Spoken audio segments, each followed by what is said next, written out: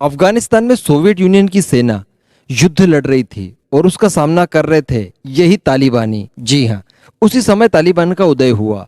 अब इन तालिबानी लड़ाकों को हथियार पहुंचाना अमेरिका का काम था, क्योंकि ऑब्वियसली वो सोवियत यूनियन को हराना चाहता था। इसी के साथ साथ इन तालिबानी आतंकियों को ट्रेनिंग देने का जो काम था वो चाइना और पाकिस्तान का था।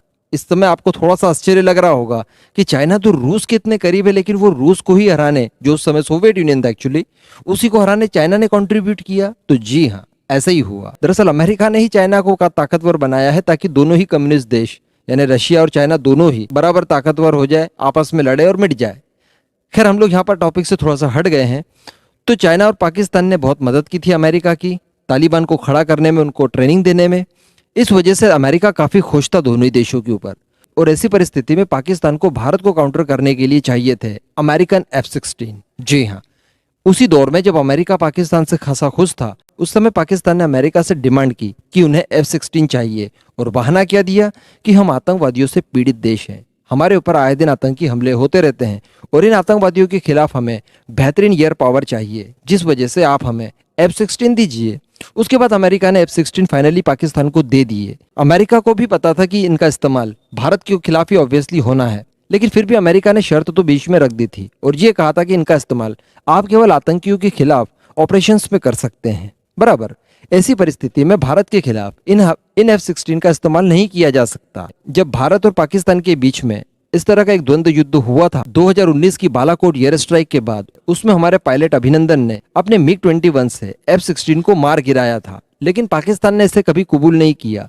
वैसे कबूल करना भी नहीं चाहिए था उसने, क्योंकि उसकी बदनामी होती। लेकिन एक और कारण था जिस वजह से वो कबूल नहीं कर सकता था, और वो कारण था कि अमेरिका ने कंडीशंस रख दी थी कि आप किसी देश की सेना के खिलाफ इनका इस्तेमाल नहीं कर सकते। तो यहाँ पर अगर कबूल कर भी लेता पाकिस्तान तो काफी गड़बड़ हो जाती।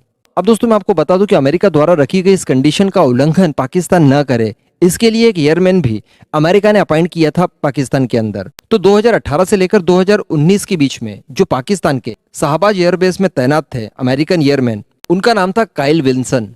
तो इन्हीं की पूरी जवाबदारी थी कि F-16 की पूरी हिफाजत की जाए जो पाकिस्तान के पास अमेरिका द्वारा दिए गए हैं। दोस्तों, यहाँ पर प्रॉब्लम ये हुई कि इन्होंने पाकिस्तान के अंदर केवल 2018 से लेकर 2019 तक ड्यूटी की। अब केवल एक साल के दरमियान इन्होंने ऐसा कौन सा अच्छा काम कर लिया जिस वजह से इन्हें पुरस्कार दिया गया, एक्चुअली इन्हें अवार्ड दिया गया है कि आपने अपनी ड्यूटी बहुत अच्छे से की, आपने पाकिस्तान के F-16 को बचाने के लिए बहुत कोशिशें की, और केवल इसी बात को आधार बनाकर इन्हें अवार्ड दिया गया। तो अब इसी की पोल खोली एक ऑस्ट्रेलिया के सिटीजन ने। ये सिटीजन कोई नॉर्मल सिटीजन नहीं है, इनका नाम है टॉम कूपर। ये एक जर्नलिस्ट हैं, ये एक हिस्टोरियन भी हैं, और इसी के साथ साथ आधुनिक सैन्य और एविएशन में इनका खासा इंटरेस्ट भी है।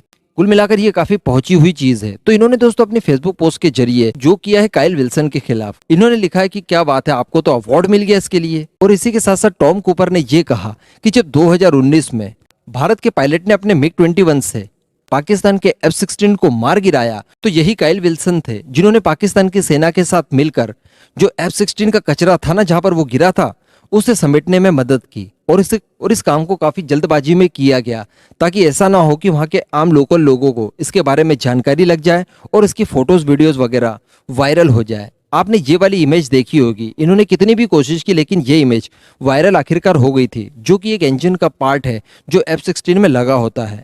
F-16 के इंजन की फिजिकल बॉडी कुछ इसी तरह की होती है। तो इन्होंने यही कहा है कि आपने जब इन्हें अवार्ड दिया तो इस बात की पुष्टि हो जाती है कि हाँ, भारत के पायलट ने F-16 को मार गिराया है। दुनिया वालों को डाउट ना हो और भारत के दावे झूठे पड़े, इसलिए आपने झूठा सच्चा एक अवार्ड दे दिया इनको।